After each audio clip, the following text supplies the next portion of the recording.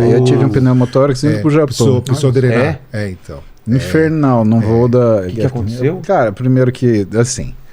Tem as coisas engraçadas. Toda vez, eu tenho um livrinho de emergências aeroespaciais. Ele é pequenininho, curtinho, safado, tipo um black book. Toda vez que eu vou viajar mais de 3h30, eu leio esse diabo desse livrinho. Porque alguma coisa vai acontecer, cara. E acontece comigo. Né? E a Roberta, ela nunca tinha viajado comigo em distância. A gente estava indo pro Japão. E aí, aquela clássica pergunta, né? Ah, tem um médico a bordo. Cara, a gente tava num avião gigante de uma empresa árabe, com os comissários falando em árabe e que tinha de tudo que era gente. Do mundo menos inteiro. Brasileiro. Só vocês. E tinha um sujeito que eu acho que, assim, pela aparência dele, ele era hindu. Ele não falava língua nenhuma, só hindu. Ai. E que ele tava com dificuldade respiratória. Aí eu Meteu olhei... um tapão na cara dele. Não, porque assim... Pela cultura, ele pode devolver. Você nunca sabe. É melhor não arriscar. Mas e aí? O diabo é que assim, eu olhei pra cara do rapaz, assim, eu vi aquele bração comprido. Eu lembrei daquela aula de genética, Marfan. Eu falei, tá começando a ficar ruim. Quer dizer o que é isso? Quer dizer que o sujeito, ele tem uma doença de colágeno que modifica o que é exato. E predispõe ele a ter uma coisa que chama pneumotórax. Mas que ele fez um diagnóstico visual, assim, são características físicas que ele olhou e falou. Aí eu comecei a ver aquela traqueazinha indo pra direita. Eu falei, não, eu sou ortopedista. Jesus, Senhor, não tá fazendo isso comigo. E assim, e a Roberta toda empolgada. Meu marido é médico, ele vai resolver. Ele vai resolver. Assim, e eu falando assim pra ela, amor, isso tá tão distante de uma fratura que se você soubesse. A gente tava 3 horas de Narita. Narita Aeroporto. A gente tava 3 horas de Narita. Ou seja, era oceano, não tinha o que fazer. O hindu lá não falava. Aliás, ele não falava, né? Ele que já tava meio cinza. O árabe, ele tava tentando falar inglês comigo, eu olhando aquela situação e não falando nada, olhando daqui, pondo a mão ali. Falei, bom, me traz o kit de emergência e vamos fazer o seguinte, só por curiosidade, tem muita gente na primeira classe? Ele, não, tá vazia. Então vamos levar esse rapaz pra lá. Mas por quê? O chefe da cabine, como assim vai levar pra lá? Vai levar pra primeira classe? Eu falei, vai por mim que ninguém vai querer ver o que vai acontecer aqui, cara. Aí, é melhor, né? Você imagina a situação que você vai encontrar. Você tem que enfiar um negócio no peito do cara, pô.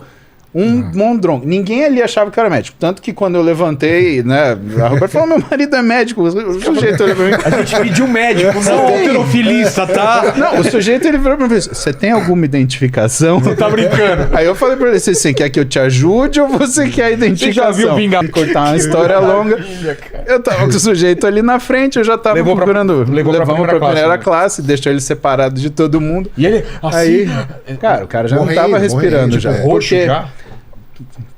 Olha, eles ficam numa cor diferente, cara. Ele ficou um cinza, assim, meio verde, meio a cor dessa mesa aqui, assim. E eu, assim, e eu com o coração batendo na boca. Eu falei assim, cara, não é possível. Eu estudei medicina, sabe? Eu servi o exército como médico. Eu fiquei na residência. Na residência tinha 30 mil residentes. Tinha aqueles malucos da clínica. Tinha os caras da cirurgia torácica que adorava fazer a massagem, peito aberto. E tô eu, preso no avião. O único médico com um cara fazendo pessoas. Com um cara fazendo pneumotórax hindu. Que tá com uma cor que eu não reconheço. E eu tentando discutir com o chefe de cabine provavelmente árabe, ele te amaldiçoando na língua dele. Provavelmente, cara, explicando pra ele que eu vou ter que enfiar um negócio no peito do cara, senão o cara vai morrer. Qual é a chance dele achar que eu tô matando esse cara e ele me matar? Né? Porque tem isso também, né? Porque o sujeito olhava pra mim e ele tava nervoso, o chefe de cabine nervoso, porque o cara tava lá gaspando. E eu olhando assim, falando assim. E, na verdade, a gente sabe quando deu ruim. Porque a formação que a gente teve, né, foi uma formação também numa época que falava assim, ó, você pode ser o que você for.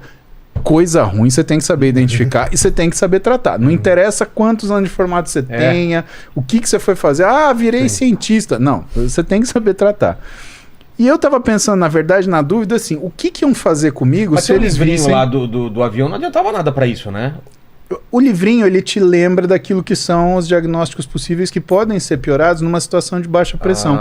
Porque um avião, na verdade, por mais que ele seja pressurizado, Vilela, quando você chega naquilo que são os 30, 40 mil pés em média, a pressão interna do avião é como se você estivesse no Himalaia. Sei. Então não é que você está em nível do mar. Tem oxigênio suficiente, não é que nem pouco oxigênio Você no Himalaia, tem oxigênio, mas tem a pressão é como se você estivesse a 8.500 metros de altura. Tá.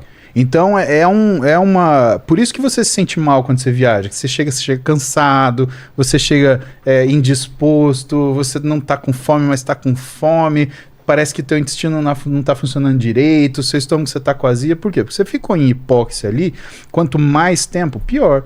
Mas assim, os estudos recentes que a gente vai vendo de medicina aeroespacial, e a gente estuda essa medicina esportiva por quê? Porque você tem time que se desloca. Né? Então o que é melhor? A viagem é tanto tempo, então você calcula o que você vai precisar fazer, se os caras vão um dia antes, se eles vão no dia, né? O que eles vão fazer quando eles vão chegar no lugar, enfim.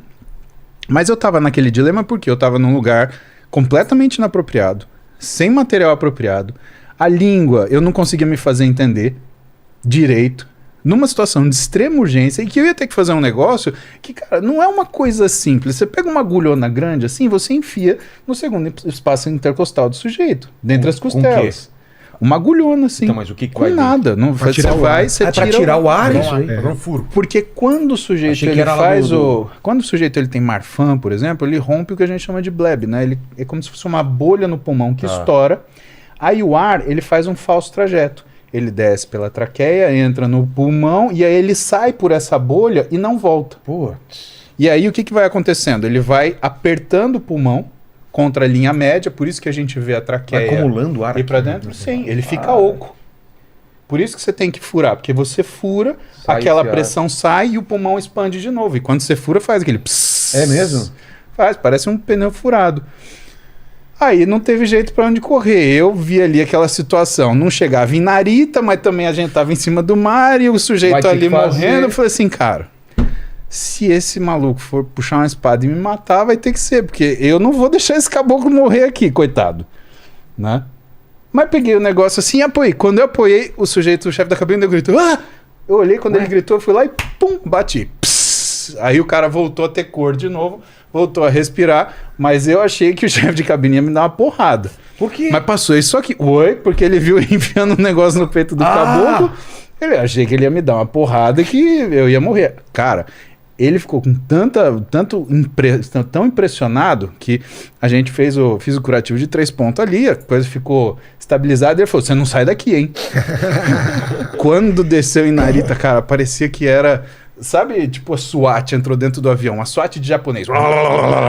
Aí eu olhei assim, não falava japonês, nada, né? Apesar de eu olhava alguma coisa, porque eu até isso fiz, né? Antes de estudar, eu falei assim, rapaz, antes de viajar pra lá, eu tava indo pra trabalhar. Eu falei, bom, vou pra um lugar. Eu não sei se os caras falam inglês, eu não sei se eles entendem inglês, eu preciso pelo menos saber falar alguma coisinha que fique no meio termo ali. Né? Mas não cabia, você vai falar o que é, oi, tudo bem? Eu enfiei uma agulha no peito desse caboclo aqui porque ele estava tendo um pneumotórax. Aliás, como é que é pneumotórax em japonês? Fala pra mim. O Lenny sabe, pneumotórax em japonês. Shinomato Kachiori.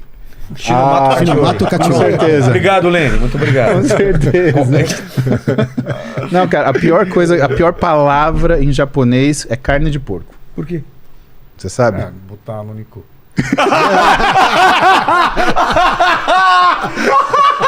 Que quinta série isso, Mudi? Botaram no... Não. Botaram onde? Botar niku. Botar é porco. Niku é carne. Carne de porco. Então você pode ir. Eu vou pedir muito isso quando eu for. Quinta série, não dá pra falar. Eu não sei por que eu falei isso.